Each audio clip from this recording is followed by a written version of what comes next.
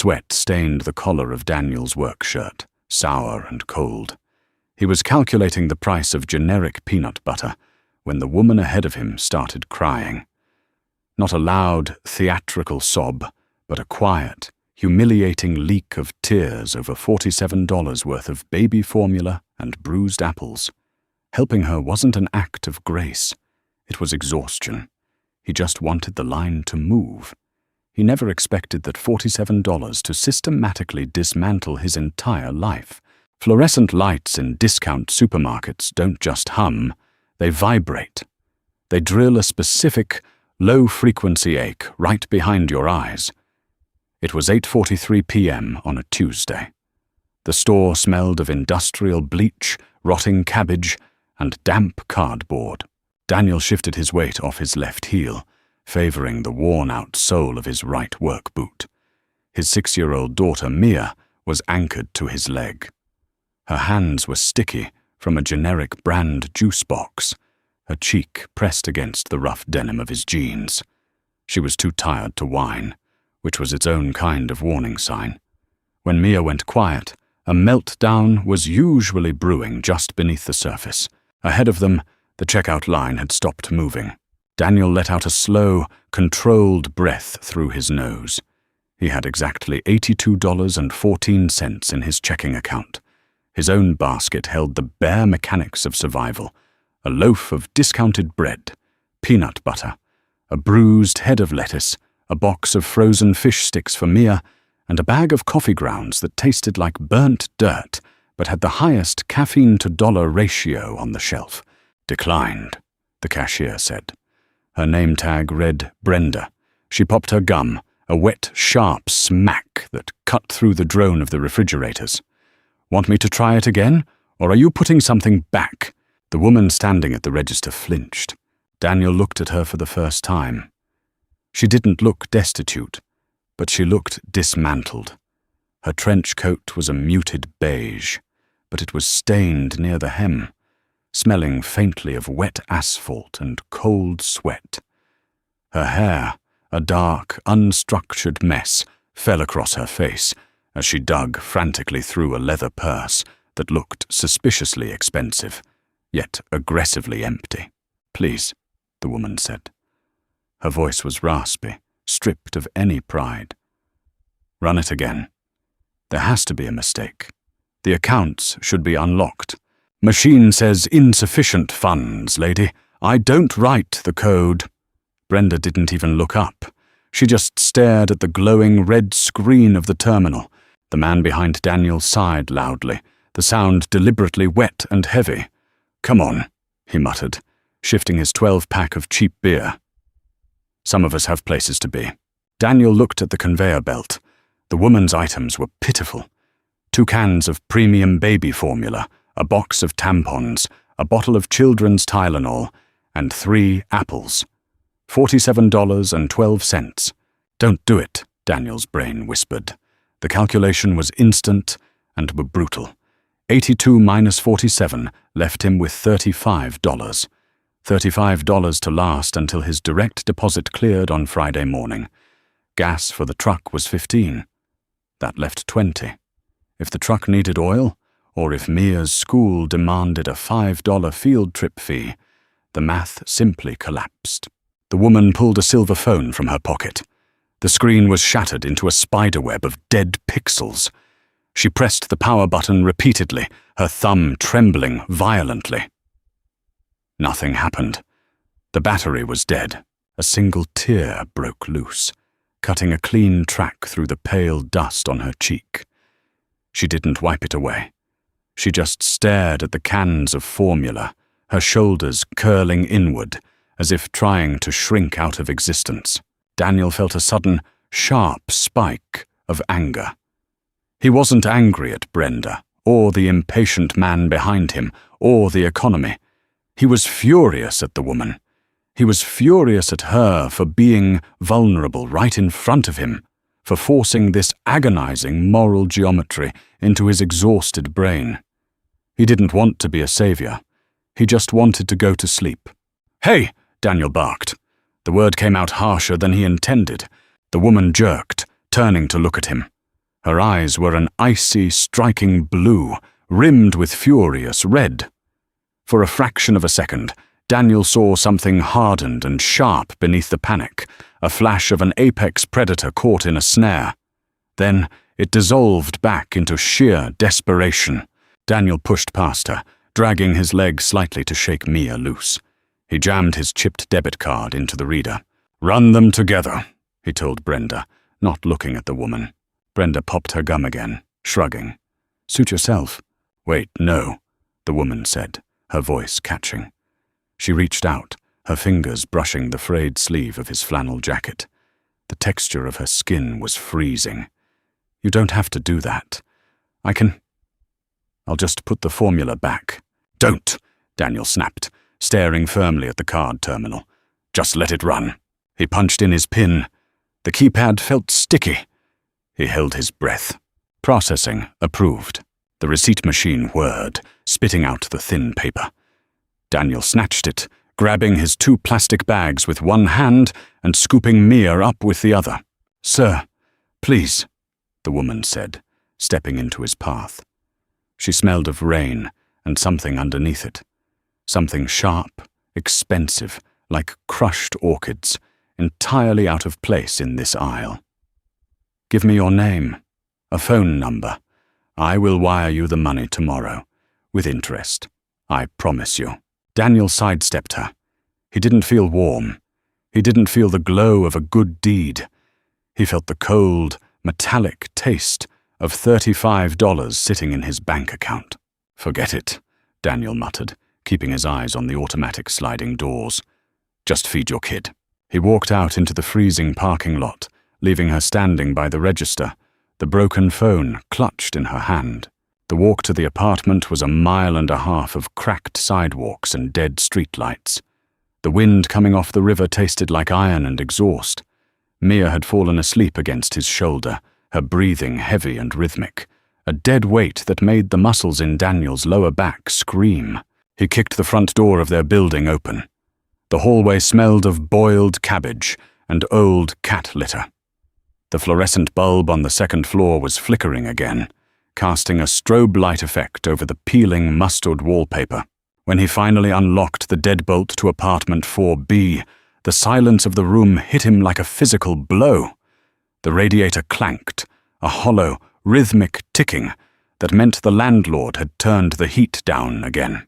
Daniel laid Maya on her twin bed, carefully peeling off her tiny sneakers. He didn't bother changing her into pajamas.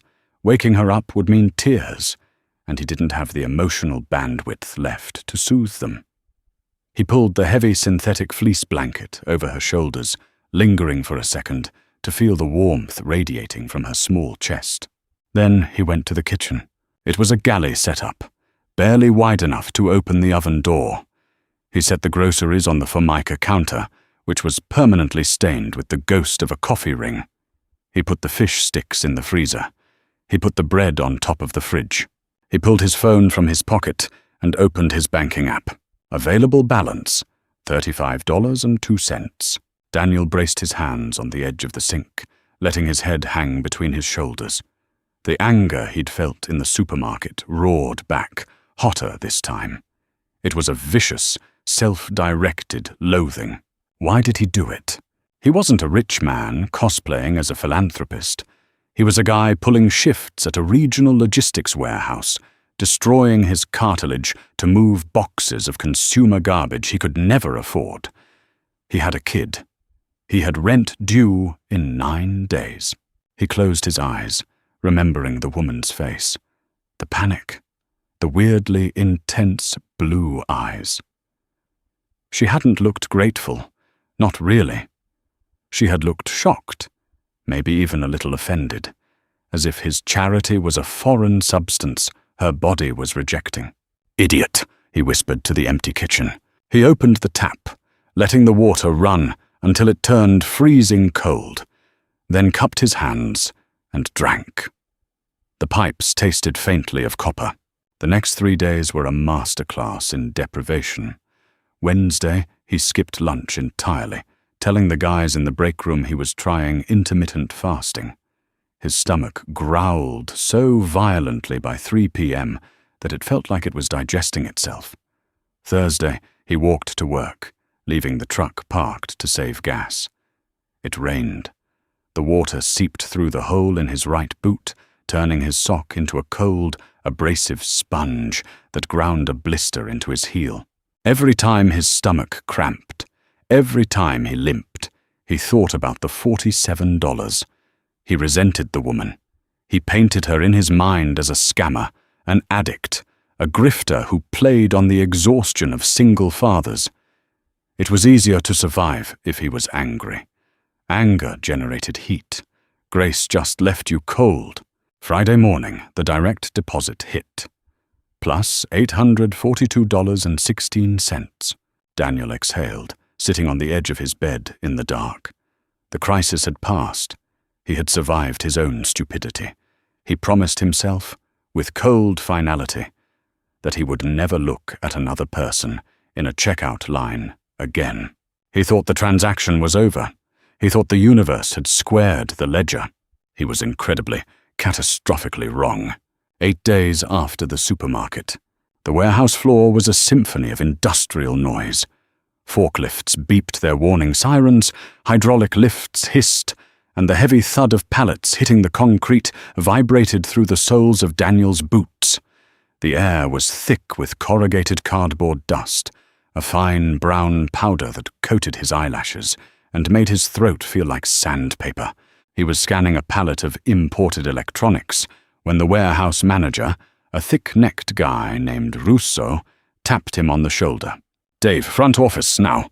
Daniel froze, his thumb hovering over the trigger of the barcode scanner. A summons to the front office mid-shift meant one of two things: a random drug test or termination. The sheer panic seized him instantly. If he lost this job, Mia and he were in a shelter by the end of the month. "Russo, I hit my quotas. The inventory check on aisle 4 wasn't my screw-up." "Relax, man," Russo muttered, looking deeply uncomfortable. He jerked his thumb toward the plexiglass windows of the mezzanine office. "It ain't me. You got a visitor. Corporate type. Scared the hell out of the receptionist." Daniel wiped his sweaty palms on his jeans. He handed the scanner to Russo and walked toward the metal stairs. Each step felt incredibly heavy. When he opened the door to the small, poorly ventilated office, the smell hit him first. It wasn't the usual scent of stale coffee and burnt microwave popcorn. The room smelled like dry-cleaned wool, expensive cedar, and sanitized wealth. Sitting in a cheap plastic folding chair was a man in a charcoal grey suit. The suit didn't just fit him, it looked engineered for his body. The man had silver hair clipped close to his skull and wore rimless glasses that reflected the harsh overhead lights. "Daniel Miller," the man said. It wasn't a question. He didn't stand up.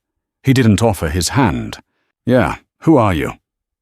Daniel stayed by the door, his muscles coiled. "My name is Hayes. I represent someone who wishes to settle a debt." Daniel blinked, the cardboard dust stinging his eyes. "A debt? I don't owe anybody anything. I mean, my credit cards are maxed, but I make the minimums. Mostly." Hayes smiled. It was a thin, bloodless expression. "You misunderstand, Mr. Miller. You are the creditor in this scenario." The man reached inside his jacket, drawing out a heavy, cream-colored envelope. The paper looked ridiculous in the grimy office. It had weight to it, texture. Hayes slid it across the scarred wooden desk. "My employer prefers to remain anonymous for the moment, but she is quite meticulous about balancing her ledgers. 8 days ago, you provided her with emergency capital. She experienced a sudden liquidity crisis, compounded by a catastrophic hardware failure. You covered a transaction of $47.12. Daniel stared at the envelope. His mind stalled, grinding against the memory. The supermarket, the baby formula, the crying woman in the stained trench coat. "You're kidding me," Daniel said, his voice dropping into a harsh rasp. "That woman? The one with the dead phone? Indeed, Hayes said, his tone perfectly neutral. Her accounts were temporarily frozen during a rather hostile corporate restructuring. She walked out of a board meeting, left her security detail, and found herself cut off. A temporary, albeit frightening, reality check. Your intervention prevented a deeply humiliating situation. Daniel felt a flush of heat rise up his neck. So what is this? She sent her butler to give me $50? My employer, Hayes said, tapping a perfectly manicured finger against the desk, believes in a high rate of return for high-risk investments. You invested in her when her stock, quite literally, appeared to be at zero. Open it. Daniel approached the desk. He didn't want to touch the envelope. It felt like a trap. The paper was thick, sealed with actual wax, not spit or glue. He cracked the seal. Inside was a single piece of paper, a cashier's check from an offshore bank Daniel had never heard of. He looked at the name. Made out to Daniel Alexander Miller. He looked at the number. $471,200. The breath left Daniel's lungs in a violent rush. The room tilted. He grabbed the edge of the desk to keep from falling backward. $471,200. Exactly 10,000 times what he had paid. This is a joke, Daniel choked out. A cold sweat broke out across his forehead. He wasn't elated. He was terrified. People like him didn't get handed $500,000 without catching a hook in the mouth. This is fake. I assure you, it is fully cleared and highly liquid, Hayes said, finally standing up and buttoning his jacket. You can deposit it via your mobile application immediately, though I suspect your bank will flag it for a holding period given your usual transaction history. I can't take this, Daniel said, his voice vibrating with panic.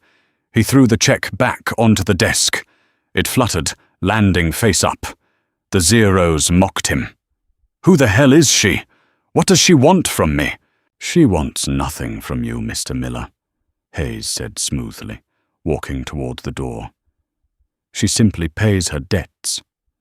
Though she did leave a message. Hayes paused with his hand on the doorknob, turning back to look at Daniel, who was staring at the piece of paper like it was a live grenade. She said to tell you, grace isn't an investment, but survival is. Do with the capital what you will. Good day, Mr. Miller. The door clicked shut. Daniel stood alone in the dust-filled office, the roar of the forklifts muffled through the glass. He looked at the check. The paper felt heavy, alien, and deeply dangerous. He had paid $47 to make a problem go away. Instead, he had just bought his way into a much bigger one. Panic sat in his chest like a swallowed stone. Daniel sat in the cab of his 2008 Ford truck, the engine ticking as it cooled in the bank parking lot. The vinyl seat was cracked, the exposed yellow foam scratching through his jeans. He stared at the piece of paper in his lap. The cashier's check felt unnaturally smooth, a high-grade parchment that mocked the grease stains on his hands. $471,200. He hadn't gone back to work. Russo had yelled something from the loading dock as Daniel walked out, but the sound had been distant, muffled by the rushing of blood in Daniel's ears. He had clocked out, his hands shaking so badly he dropped his punch card twice. He pushed open the heavy glass door of the Chase branch. The air inside hit him with a wall of aggressive climate control. 68 degrees of sanitized, lemon-scented air. It smelled like floor polish and institutional wealth. Daniel felt immediately, violently out of place. His work boots squeaked against the polished granite tiles. A fine dusting of warehouse cardboard powder still clung to his flannel jacket. He joined the rope line. The woman in front of him wore a tailored navy suit and tapped a manicured finger against a leather folio. She glanced back at Daniel, her eyes dropping to his frayed collar before taking a half step forward. "Next," a teller called. Daniel walked up to the counter. The teller, a young guy with a sharp side part and a name tag that read Cameron, offered a customer service smile that didn't reach his eyes. "How can I help you today, sir?" Cameron asked, his tone brisk and efficient. Daniel reached into his pocket. His fingers were stiff. He pulled out the check and slid it across the marble counter. Cameron didn't look at it immediately. He punched a few keys on his keyboard. "Do you have your debit card and ID?" Daniel handed them over. The plastic card was chipped at the edges. Cameron swiped it, looked at the screen, and then finally looked down at the check. The transaction of human reaction is a subtle thing. Cameron's eyes hit the number. His jaw didn't drop. He didn't gasp. Instead, his entire body went perfectly, completely rigid. The casual boredom vanished, replaced by an acute, suspicious alertness. He looked from the check to the screen, then up to Daniel. Daniel's current balance was $35.02. Cameron swallowed. The sound was audible over the low hum of the bank. "Sir, this is... I'm going to need to get my manager to authorize a deposit of this magnitude." "Fine," Daniel rasped. His throat felt full of sand. "Just a moment." Cameron picked up the check by the very edges, holding it as if it were coated in anthrax, and disappeared behind a frosted glass partition. Daniel stood at the window for 14 minutes. He counted the seconds. He watched the security camera blinking its red eye in the corner. He felt a bead of sweat trace a slow, agonizing line down his spine. They were calling the police. They had to be. This was a setup. The woman from the grocery store was a fraudster, and she was using him to wash dirty money. He was going to jail. Mia was going to foster care. A heavy-set man in a tight grey suit emerged from the back office. He carried the check. Cameron trailed nervously behind him. "Mr. Miller?" the manager asked, approaching the glass. "I'm Mr. Gable, branch manager. Could you step into my office, please?" Daniel's legs felt like lead. He followed Gable into a windowless room that smelled of stale coffee and stale sweat hidden beneath expensive cologne. Gable sat behind a heavy oak desk, placing the check exactly in the center of the blotter. "Mr. Miller, I'll be frank," Gable said, interlacing his fingers. "This is an extraordinarily large draft drawn from an offshore private wealth institution. Given your usual account activity, a sudden deposit of $500,000 triggers several automated federal alerts. Anti-money laundering protocols. We have to verify the origin of these funds." "I didn't steal it," Daniel said quickly, defensively. "I'm not accusing you of theft, Mr. Miller. But I have to ask, where did you acquire this check?" Daniel stared at Gable's perfectly knotted silk tie. The truth sounded absurd. "I bought a crazy lady some baby formula at a discount grocer, and she sent a guy in a tailored suit to my warehouse to pay me back 10,000 times over." "It's repayment," Daniel said, choosing his words with agonizing care. "For a debt." Gable raised an eyebrow. "A $500,000 debt?" "Yes." Gable stared at him for a long, heavy moment. He tapped his keyboard, staring at his monitor. "We ran the routing numbers through the wire system. The issuing bank is legitimate. The funds are verified and fully guaranteed. However, Chase policy dictates a 10-day hold on foreign drafts of this size to ensure clearance." 10 days, Daniel repeated. "Yes, but given that the funds are verified on the issuer's end, we can release a fractional amount to you today. Say, $5,000. Will that be sufficient until the hold clears?" Daniel couldn't breathe. $5,000. Right now. Today. "Yeah," Daniel said. His voice cracked. He cleared his throat. "Yeah, that works." 10 minutes later, Daniel walked out of the bank into the blinding afternoon sun. He pulled out his phone and opened his banking app. Available balance, $5,035.02. He didn't cheer. He didn't jump. He walked directly to the discount department store 2 blocks down. He walked past the electronics, past the men's clothing, straight to the children's section. He found a winter coat. It wasn't the generic thin fleece he usually bought. It was a heavy, insulated parka, a deep, vibrant crimson. The tag said $85. 2 hours ago, $85 was an impossible luxury, a devastating hit to his survival math. He picked it up. He buried his face in the thick, synthetic fur of the hood. The material smelled new, chemical, and safe. For the first time in 6 years, the crushing, invisible weight that sat permanently on his sternum lifted. Just a fraction of an inch. But it was enough to let him pull a full, deep breath of air into his lungs. A tear slipped out, hot and fast, soaking into the crimson nylon. The weekend was a masterclass in psychological torture. Daniel went to work on Monday, punching in at 6 a.m. He drove the forklift. He hauled boxes.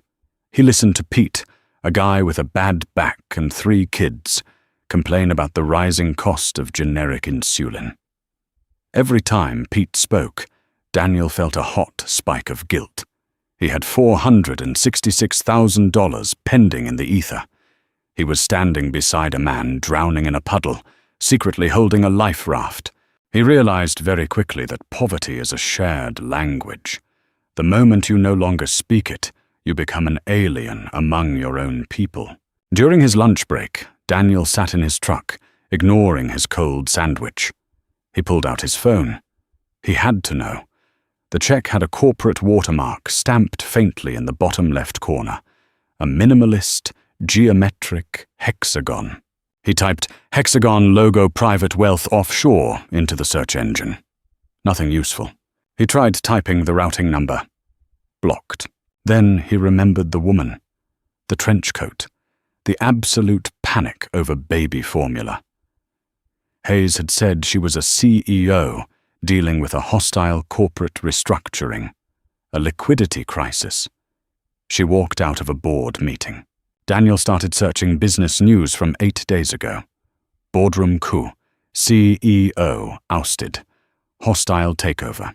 He scrolled past articles about tech startups and pharma giants.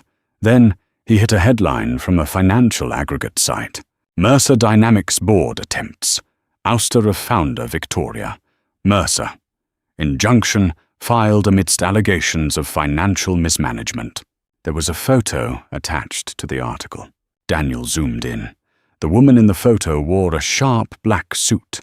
Her hair was pulled back into an immaculate, severe twist. She looked terrifying, composed, and untouchable. But the eyes were the same. Those icy, striking blue eyes. Victoria Mercer. Daniel read the article. Mercer Dynamics wasn't just a company, it was a behemoth. Logistics, global shipping software, warehouse automation. Daniel kept reading, his finger tracing the text on his cracked screen. He clicked a link about their regional distribution centers. His stomach dropped out. Mercer Dynamics owned Vanguard Logistics.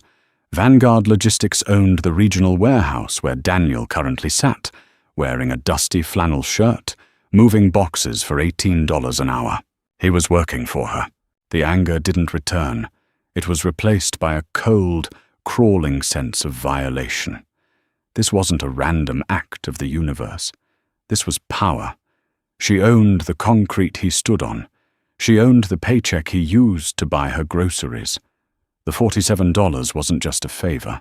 It was a rounding error in a machine that chewed up people like Daniel every single day.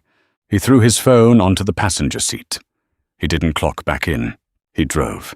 The Mercer Dynamics headquarters sat in the center of the city's financial district, a towering spire of blue-tinted glass and steel that looked like a freshly sharpened knife cutting into the smog.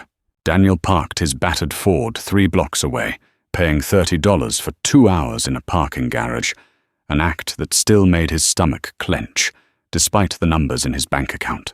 He walked into the lobby. The sheer scale of the architecture was designed to intimidate. The ceiling was 40 feet high, vaulted with pale wood and brushed steel.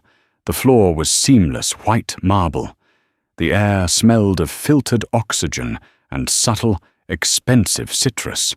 Daniel walked toward the security desk. A guard in a tailored suit subtly adjusted his stance, reading Daniel's work boots, his frayed jeans, the hostile set of his jaw. "Can I help you, sir?" the guard asked. His tone was a velvet rope, polite but entirely unyielding. "I need to see Victoria Mercer," Daniel said. His voice sounded flat, stripped of the usual deference he gave to men in suits. "Do you have an appointment, mister?" "Miller. Daniel Miller. And no, I'm afraid Ms. Mercer does not accept unscheduled walk-ins. If you'd like to leave a message with corporate communications, tell her the guy who bought her baby formula is downstairs." The guard paused. His expression didn't change, but his eyes flicked down to a discreet monitor embedded in the desk. He reached for a heavy black telephone. Before the guard could lift the receiver, the low, mechanical hum of an express elevator chimed behind them. "That won't be necessary, Thomas." Daniel turned. Walking across the vast expanse of white marble was Hayes.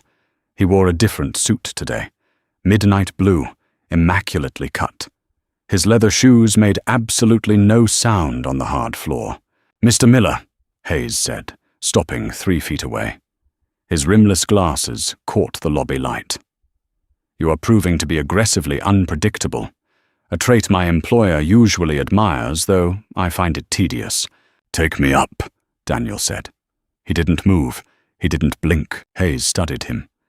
He looked at the dust on Daniel's boots, the tension corded in his neck. "Ms. Mercer is currently engaged in legal proceedings regarding the restructuring of this entire corporation. She is busy." "I don't care," Daniel said. "Take me up, or I drop a $500,000 cashier's check on the floor of your lobby and walk out." Hayes sighed. It was a very small, very precise sigh. "Follow me." The express elevator didn't play music.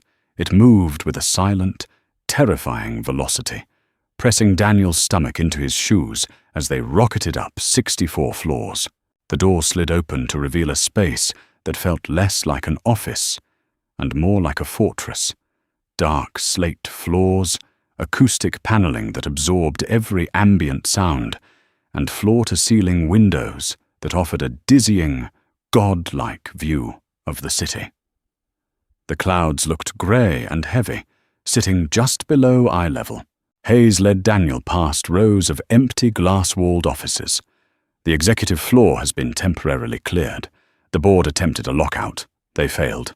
Ms. Mercer is currently securing the perimeter, so to speak." Hayes stopped in front of double doors made of frosted glass. He didn't knock. He just pushed them open and stepped aside. Daniel walked in. The office was massive, but it felt entirely devoid of human warmth. There were no family photos on the vast, black walnut desk. No art on the walls. Just screens. Huge monitors displaying scrolling data, legal documents, and stock tickers. Standing by the window, her back to him, was Victoria Mercer. She wore a dark grey suit, the fabric draping flawlessly over her frame. She held a heavy crystal glass in her right hand, filled with amber liquid. She wasn't wearing the trench coat. She wasn't crying. She looked like a weapon pulled fresh from a forge. "Hayes, I asked for 10 minutes of silence," she said. Her voice was entirely different from the grocery store. It wasn't raspy or broken. It was smooth, cold, and carried a dangerous edge of absolute authority. "Mr. Miller insisted, ma'am," Hayes said from the doorway. Victoria went perfectly still. The ice in her glass clinked once. Slowly she turned around. When her eyes locked onto Daniel, the corporate armor fractured. It was a micro-expression, a flinch, a tightening of the jaw, a sudden, sharp intake of breath. For a fraction of a second, she wasn't a billionaire CEO. She was the desperate woman staring at a glowing red terminal, clutching a dead phone. She recovered instantly, her face settling back into a mask of polite detachment. Thank you, Hayes. Close the door. The heavy glass doors clicked shut, sealing them in absolute silence. Daniel didn't wait for her to speak. He reached into his jacket, pulled out a folded piece of paper, and tossed it onto her desk. It was the deposit receipt. You own Vanguard Logistics, Daniel said. His voice was dangerously low. You own the warehouse where I destroy my back 50 hours a week. Victoria looked at the receipt, then back to Daniel. She took a slow sip of her drink. Up close, Daniel could see the toll the last week had taken on her. There were deep, purple shadows bruised beneath her eyes. Her skin was pale, and there was a faint, nearly imperceptible tremor in the hand holding the glass. I own 47 subsidiaries, Mr. Miller. Vanguard is merely a regional asset. I do not personally oversee warehouse payroll. You bought me, Daniel snapped, taking a step toward the desk. The anger he had suppressed all weekend boiled over. You think you can just hand a guy $500,000 and square your conscience? What was it? Guilt? Did it make you sick to realize one of your worker drones had to feed you? Victoria's eyes narrowed. The temperature in the room seemed to drop 10 degrees. She set her glass down on the desk with a sharp, heavy crack. Do not presume to understand my conscience, she said, her voice dropping to a harsh whisper. And do not stand in my office and play the victim, Mr. Miller. Not when I have literally handed you your freedom. It's dirty money, Daniel shot back. It feels like a bribe. A bribe for what? Victoria scoffed, leaning her hands flat on the desk. You know nothing about me. You know nothing about my operations. What exactly do you think I am buying your silence for? Daniel stopped. He breathed heavily, staring at her. Then why? Victoria looked away. She looked out the window at the sprawling grey city, a kingdom of concrete and glass. She closed her eyes for a long moment, the muscles in her neck tight. When she spoke again, the armor was completely gone. Her voice was quiet, hollowed out by exhaustion. 8 days ago, Victoria began, not looking at him, my brother-in-law initiated a hostile takeover. He bought out 2 of my major shareholders while I was in London. He froze my personal assets. He locked me out of the corporate mainframe. I had a security detail that suddenly stopped taking my calls. I was stranded in the city. She turned her head, fixing those striking blue eyes on Daniel. My sister died 4 months ago. I have custody of her infant son. He has severe dietary restrictions, specialized formula. The nanny called me in a panic. The household accounts were suddenly declining. I went to a discount grocer because it was the only place I knew wouldn't recognize me. I used an old emergency debit card. It bounced. Daniel's anger stalled. He remembered the cans of formula. He remembered the sheer animal panic in her eyes when the machine beeped. I built a $50 billion empire, Victoria said, her voice shaking slightly. She gripped the edge of the desk so hard her knuckles turned white. I move capital across continents with a keystroke, and last Tuesday night I stood in a fluorescent-lit aisle, entirely stripped of my power, realizing that all my wealth could not stop my nephew from going hungry for the night. She looked down at her hands. I was invisible. People looked right through me. The man behind you scoffed at me. The cashier despised me. But you, she looked up, pinning Daniel with a stare so intense it made him want to step back. You hated me too. I saw it in your face. You looked at me with absolute contempt. You looked at the math of your own survival, and you realized you couldn't afford to help me. But you did it anyway. Daniel swallowed. The memory of the $35 balance tasted like copper in his mouth. It was $47. I just wanted the line to move. Don't lie to me, Victoria said softly. You did it because you know exactly what it feels like to stand at the edge of the cliff and realize no one is going to catch you. You threw me a rope while you were actively bleeding out. She walked around the desk, stopping 2 feet away from him. She smelled of expensive cedar and cold rain. I didn't give you that money to cleanse my conscience, Daniel. I gave it to you because you proved, mathematically and fundamentally, that you are a better human being than anyone sitting on my board of directors. You understand the actual cost of $1. They only understand the yield. Daniel stared at her. The tremor in her hand was gone. She was entirely focused, staring at him not as an employee, but as an equal. "So keep the money," Victoria said, her tone finalizing the transaction. "Buy a house, start a business, burn it in a barrel, I don't care. The debt is settled." Daniel stood in the quiet office. The money wasn't a trap. It wasn't a bribe. It was an acknowledgement of survival from a woman who lived in an entirely different universe, yet had briefly crashed into his. He reached into his pocket, his fingers brushing the fabric of his flannel jacket. He thought of Mia's new crimson coat. He thought of the cracked vinyl seat in his truck. He looked at Victoria Mercer. "I'll keep it," Daniel said, his voice finally steady. "But I'm not quitting my job." Victoria raised a perfectly sculpted eyebrow. Why on earth not? Daniel looked her dead in the eye, a cynical, humorless smile touching the corner of his mouth. "Because somebody needs to keep an eye on Vanguard Logistics, and frankly, Mercer, your management is terrible." For the first time since they met, Victoria Mercer genuinely smiled. It was a small, dangerous thing, sharp at the edges. "Then I suggest you clock back in, Mr. Miller. You're already 4 hours late." Dust motes danced in the shafts of harsh morning sunlight, cutting through the high, dirty, clear-story windows of Vanguard Logistics. The heavy metal mechanism of the time clock chunked as Daniel fed his cardboard card into the slot.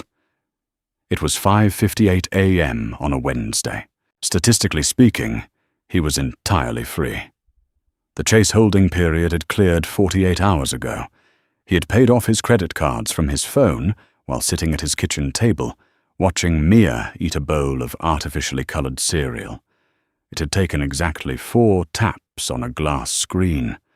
Years of suffocating, chest-crushing anxiety, the kind that made his left arm numb at 3 in the morning, erased in the span of an exhale. Yet, he was still here. He walked onto the concrete floor. The air immediately coated the back of his throat with the familiar, acidic tang of melting shrink wrap and the heavy exhaust of propane forklifts. Pete was already at loading dock 4, coughing a wet, rattling sound into the crook of his elbow. Pete was 52, looked 65, and walked with a permanent limp from a botched knee surgery he couldn't afford to get revised. "You look different, Davy," Pete rasped, wiping his mouth with a grease-stained rag. "Get laid, or get a full 8 hours." "Neither," Daniel said, pulling on his heavy leather work gloves. The rough hide felt different against his skin today. It felt like a choice, rather than a sentence. "Just had a weird weekend. Must be nice," Pete grunted, turning back to a towering stack of imported flat-screen televisions. "Russo is on a tear today. Regional bumped our metrics again. We gotta move 300 pallets by noon, or he loses his quarterly bonus, meaning we lose our 15-minute breaks." Daniel looked up at the racking system towering 3 stories above them. The orange metal beams were supposed to be rated for heavy industrial loads, but Daniel knew for a fact that Section C had taken a hit from a rookie forklift driver 2 months ago. The support column was bowed, a subtle but undeniable structural failure. Russo had slapped a piece of yellow caution tape on it and told them to keep loading. Fixing it would require shutting down the aisle for a day, hitting those precious metrics. Daniel felt a strange, cold detachment settling over him. For 6 years, he had kept his mouth shut. When you live paycheck to paycheck, your silence is the collateral you put up to keep your job. You don't complain about the bowed metal. You don't complain about the frozen radiator in the break room. You just put your head down And pray the collapse doesn't happen on your shift. Pete, Daniel said, his voice quiet. Don't load Section C today. Pete paused, a heavy box balanced on his hip. Davy, the manifest says, Section C. Russo will chew my ass out if I reroute to D. I don't care what the manifest says, Daniel replied, stepping closer, pointing a thick, gloved finger at the compromised orange pillar. Look at the shear pin. It's sheared completely off. You put another 2 tons of electronics on that rack, it's going to come down. Let Russo chew me out. Reroute to D. Pete hesitated, his eyes darting toward the glass windows of the manager's office. Then he looked at Daniel. Something in Daniel's posture, an utter lack of the usual, beaten-down warehouse anxiety, made Pete nod slowly. All right, man. Your funeral. It took exactly 45 minutes for the floor boss to notice. Russo came down the metal stairs from the mezzanine, his face flushed a dark, angry red. He was a man who managed through volume, possessing a voice built to cut through the roar of heavy machinery. Miller! Russo barked, storming down the concrete aisle. What the hell do you think you're doing? I pull the logistics printout and I see aisle D is over capacity, while C is sitting empty. Are you illiterate or just stupid? Daniel finished wrapping a pallet in clear plastic. He cut the film with his box cutter, a sharp, clean snick. He turned to face Russo. He didn't drop his eyes. He didn't offer the reflexive, placating apology that was standard procedure. Section C is compromised, Russo, Daniel said, his tone conversational, almost bored. The support beam on Rack 4 is buckled. It's an OSHA violation, waiting to crush somebody. I told Pete to divert. Russo stepped into Daniel's personal space. He smelled of cheap aftershave and stale coffee. You don't tell anyone to divert anything. I run this floor. You move the boxes. That rack is fine. I checked it myself. You didn't check anything, Daniel said smoothly. You looked at a spreadsheet sent down from corporate and decided your bonus was worth more than Pete's spine. The warehouse around them went dead silent. 2 other forklift drivers killed their engines. No one spoke to Russo like that. Not if they wanted to eat next week. You're done, Russo spat, jabbing a thick finger into Daniel's chest. Clock out! You are fired, Miller. Get off my floor before I have security throw you out. Daniel looked down at the finger pressed against his sternum. Then he looked up at Russo. A slow, deeply cynical smile spread across Daniel's face. It wasn't the smile of a hero. It was the smile of a man who suddenly realized he was holding an unplayable trump card. No, Daniel said. Russo blinked, his brain misfiring as it failed to process the word. Excuse me? I said no, Daniel repeated, taking a step forward, forcing Russo to take a step back. I'm not fired. Because if you fire me for refusing to load an undocumented, structurally compromised racking system, I'm not going to the union. I'm going to the regional director.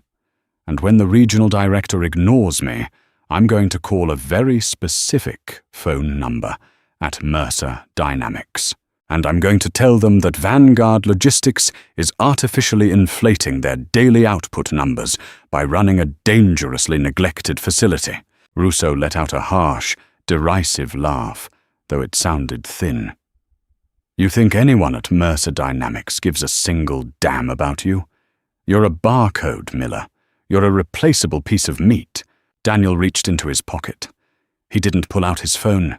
He pulled out a heavy, cream-colored envelope bearing a silver hexagon wax seal. The envelope he had kept, perfectly preserved. He tapped it gently against Russo's chest. Make the call, Russo, Daniel whispered. Call corporate. Tell them Daniel Miller is causing trouble. See what happens. Russo looked at the heavy paper. He looked at the seal. The confidence drained out of his face, replaced by a sudden, creeping uncertainty. The hierarchy of power in corporate structures is built on terror. Russo terrorized the floor, but he lived in absolute terror of the people in the glass towers. Daniel didn't wait for a response. He turned back to his pallet.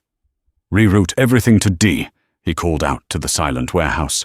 "And somebody call maintenance to weld that beam before someone dies." He went back to work. His hands were shaking slightly, not from fear, but from the raw, unadulterated adrenaline of agency. He had used the money without spending a dime. 3 days later, the rain was coming down in sheets, turning the city streets into slick, oily mirrors reflecting the neon signs. Daniel sat in the lobby of Mercer Dynamics. He wasn't wearing his work boots today. He wore a dark, clean jacket, though it was still off-the-rack canvas. He didn't look like he belonged, but he no longer looked like he cared. Hayes stepped out of the express elevator. He didn't look surprised. "Mr. Miller," Hayes said smoothly. "Ms. Mercer is in the middle of a rather contentious conference call. However, she instructed me to bring you up the moment you arrived. She anticipated you wouldn't last the week." "She thinks I'm here to quit," Daniel said, standing up. "Are you?" "No, I'm here to do her a favor." The executive floor was a war zone of hushed panic. Junior executives power-walked down the slate hallways, holding tablets like shields. The air crackled with the invisible electricity of billions of dollars shifting hands. The hostile takeover attempt by Victoria's brother-in-law, Richard, was bleeding into the public markets. Mercer Dynamics stock had dropped 6% at the opening bell. Hayes pushed open the frosted glass doors to Victoria's office. She was standing at her desk, entirely focused on a sprawling architectural blueprint laid flat across the dark walnut. She looked worse than she had a week ago.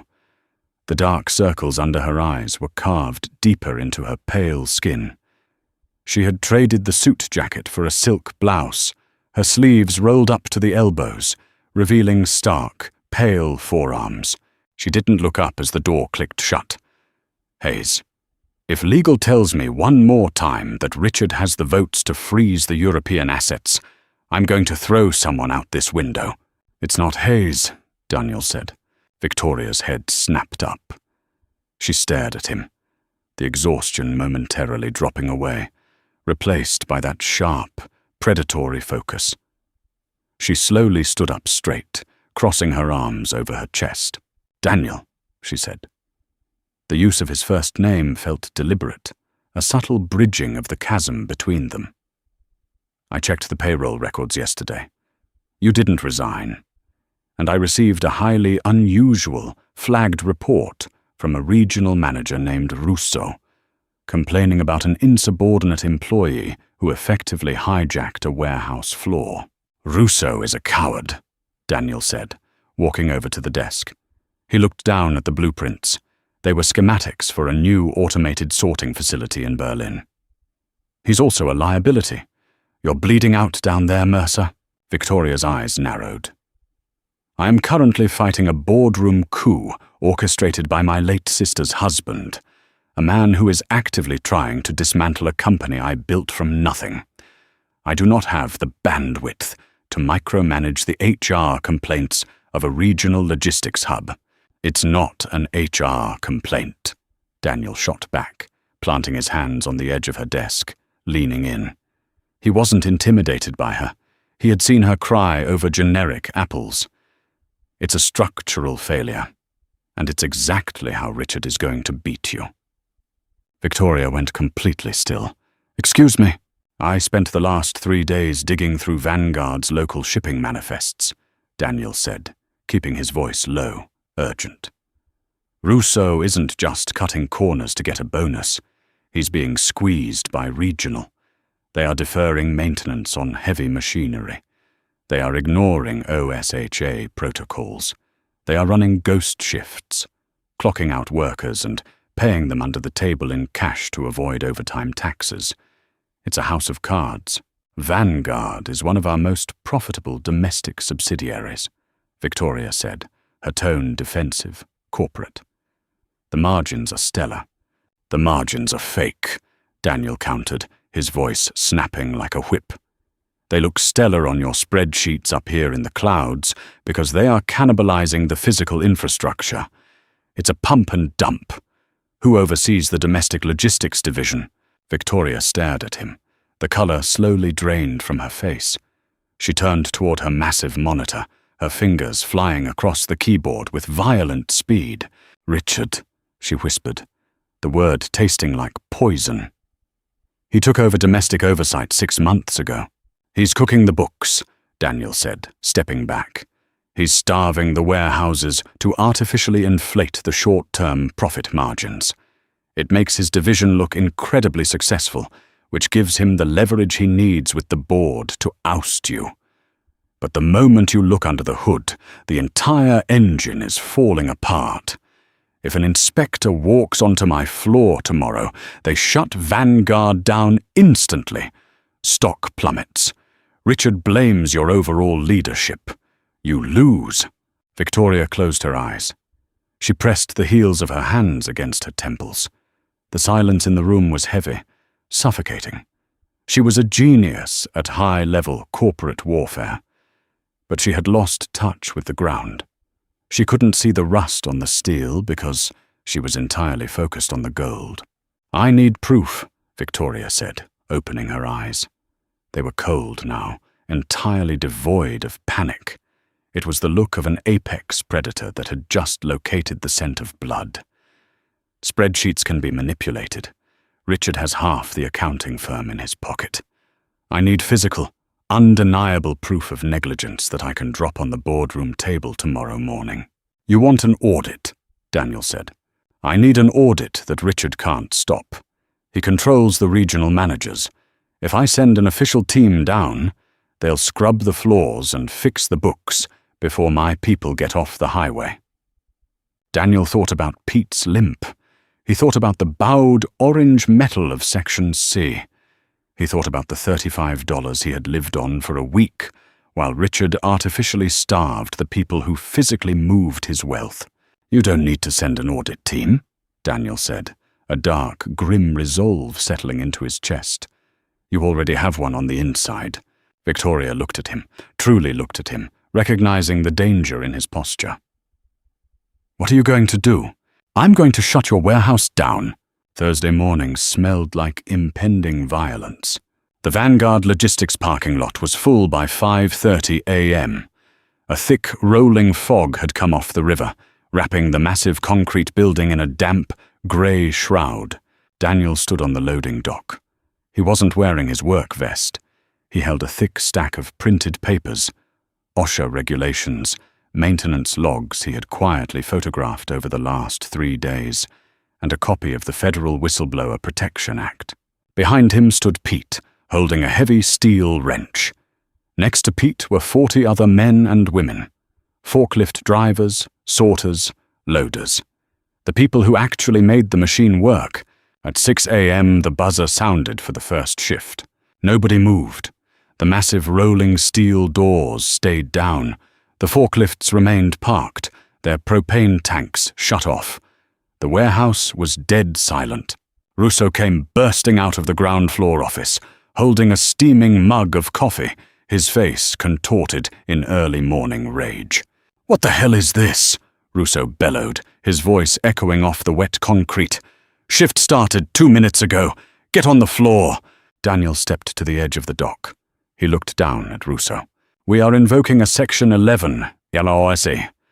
Safety halt," Daniel said loudly, his voice carrying over the damp air.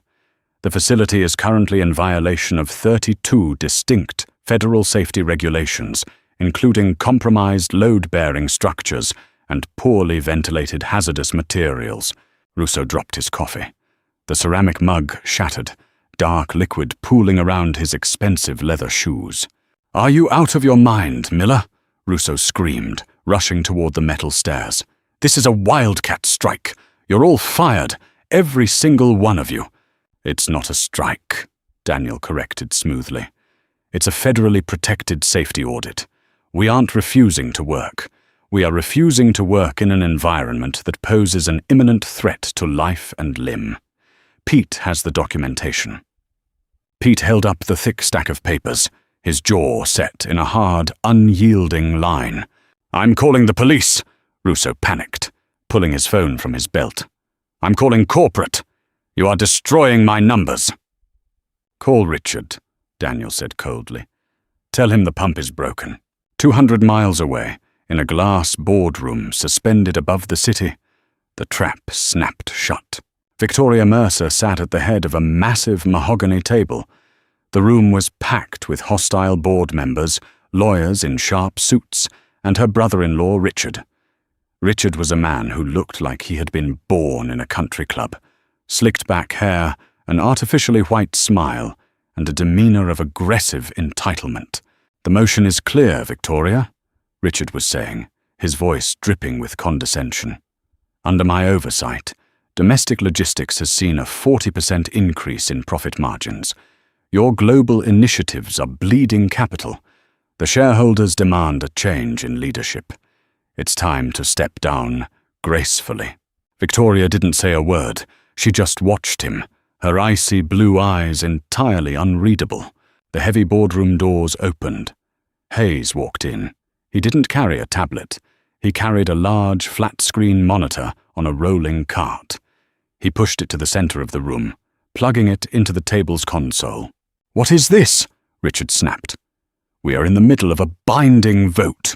"Apologies, gentlemen," Victoria said, her voice cutting through the room like a scalpel. "But a matter of catastrophic corporate liability has just been brought to my attention regarding the domestic logistics division." She tapped a button on her phone.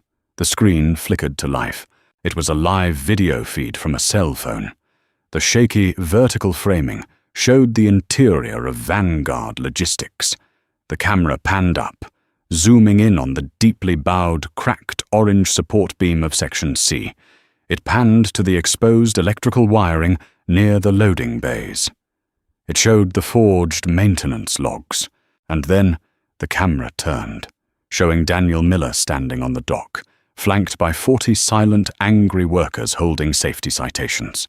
"As of 6 a.m. this morning," Victoria said, standing up, placing her hands flat on the table, "Vanguard Logistics, your crown jewel of profitability, Richard, has been legally shut down by its own workforce under federal safety protocols." Richard's artificial smile vanished. He turned pale, his eyes darting from the screen to the board members. "This is a stunt, a union intimidation tactic. I'll have them all replaced by noon." "You can't replace them, Richard," Victoria said softly, leaning forward. "Because they have already transmitted the photographic evidence of deferred maintenance and OSHA violations directly to the regional inspector's office. The margins you presented to this board weren't profits. They were unexploded liabilities. You starved the infrastructure to pad your resume, and it just collapsed." The boardroom erupted into chaos.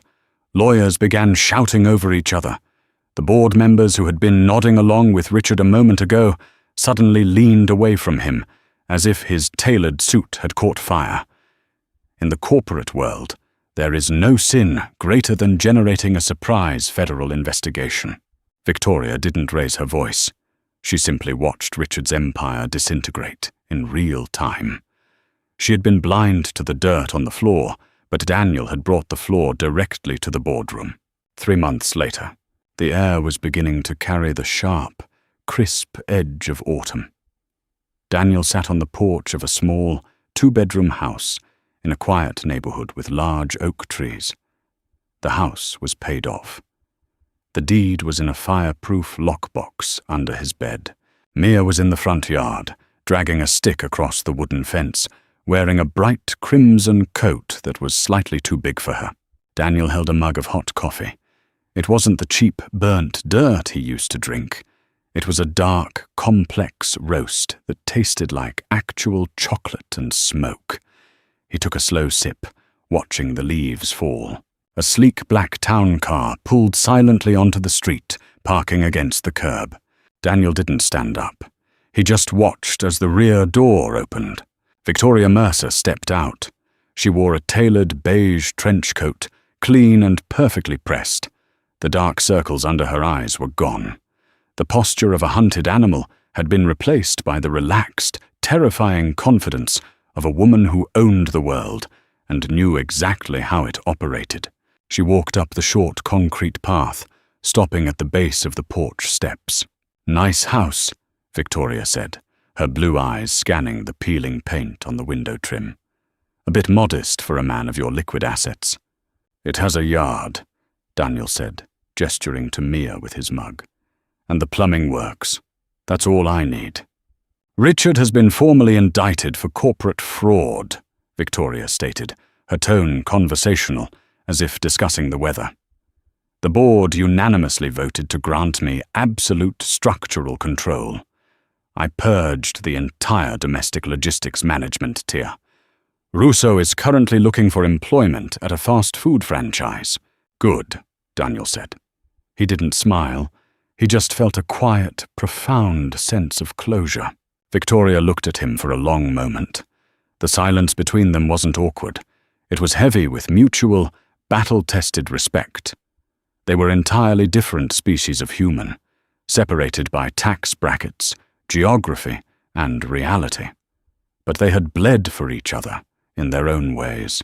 "I need a new director of physical operations for the Eastern Seaboard," Victoria said.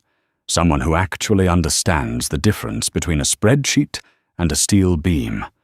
The starting salary is substantial. The benefits are comprehensive." Daniel took another sip of his coffee. He looked at Mia, who was now carefully arranging brightly colored autumn leaves on the hood of his battered old Ford truck. He hadn't sold it. It served as a daily reminder of the edge of the cliff. "I appreciate the offer, Mercer," Daniel said quietly. "But I'm done with warehouses. I'm taking a year off. I'm going to walk my daughter to school every morning, and I'm going to sleep until the sun comes up." Victoria didn't look offended. In fact, the corner of her mouth twitched upward in a rare, genuine expression of approval. "A poor investment of your time, economically speaking," she said. "The worst," Daniel agreed. Victoria turned, pulling the collar of her trench coat up against the autumn chill. She walked back down the path toward the waiting car. She didn't say thank you. She didn't offer a dramatic goodbye. They both knew the ledger was permanently balanced. She paused with her hand on the car door, looking back at him one last time. "Keep the phone on, Daniel," she called out. "You never know when I might need someone to buy my groceries." Daniel smiled, a genuine, tired, grounded smile. He raised his coffee mug to her. "Bring cash next time." The town car pulled away, disappearing quietly into the falling leaves. Daniel sat on the porch, listening to the sound of his daughter laughing in the yard, entirely free from the mathematics of survival. Power isn't just held in boardrooms. Sometimes it's forged on a concrete floor by the people who refuse to break. Daniel and Victoria's story proves that the greatest twists in life don't come from charity, but from mutual survival. If this raw, unfiltered look at the collision between wealth and reality kept you hooked until the very end, we need your support. Hit that like button, share this video to expose the hidden realities of the corporate machine, and subscribe to the channel for more deeply human, unapologetic stories. Drop a comment below.